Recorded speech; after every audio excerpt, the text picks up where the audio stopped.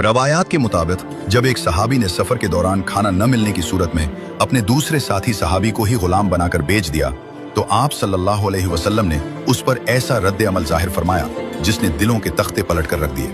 ये उस वक्त की बात है जब इस्लाम के इब्तिदाई दौर में सहाबा कराम अक्सर सफर करते थे, कभी तिजारत के लिए कभी तबलीग के लिए। इस सफर में दो सहाबी साथ थे।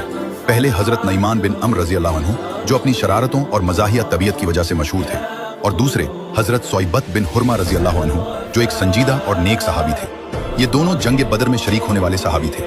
हजरत अबू बकर सिद्दीक रज़ी अल्लाह अन्हु ने सफर शुरू होने से पहले हजरत सोइबत को खाने पीने के सामान का निगरान बनाया और कहा कि जब तक मैं वापस ना आऊं ये सामान संभाल कर रखना। हजरत अबू बकर सिद्दीक रज़ी अल्लाह अन्हु इस काफिले के अमीर थे और वो किसी काम से पीछे रह गए थे। सफर के दौरान हजरत नईमान को भूख लगी। उन्होंने हजरत सोइबत के पास जाकर खाना मांगा।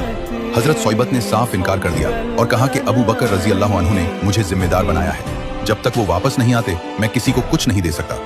नईमान को उनका ये सख्त इनकार एक चैलेंज महसूस हुआ और एक दिलचस्प शरारत के जरिए बदला लेने का सोचा। नईमान फौरन करीब मौजूद एक कबीले के पास पहुंचे जो वहां से गुजर रहा था।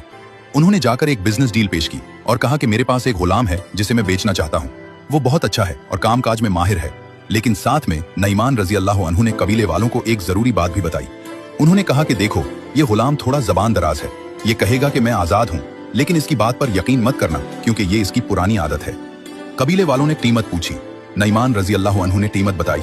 सौदा तय हो गया और उन्होंने 10 ऊंट बतौर कीमत लिए और वापस आ गए।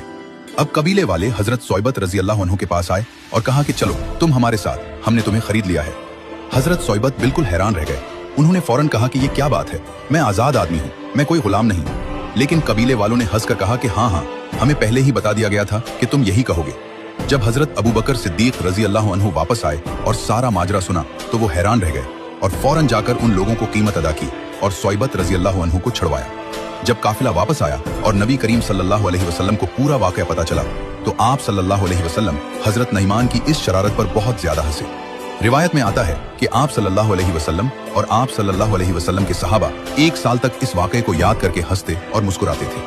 हजरत सोइबत नईमान रज़ी अल्लाह अन्हु पर बहुत नाराज हुए, लेकिन जब नबी करीम सल्लल्लाहु अलैहि वसल्लम की हंसी देखी तो उनका गुस्सा भी ठंडा हो गया। सहाबा किराम रज़ी अल्लाह अन्हुम की आपस की मोहब्बत इस कदर गहरी थी कि ऐसी शरारतें भी रिश्ते नहीं तोड़ती थीं।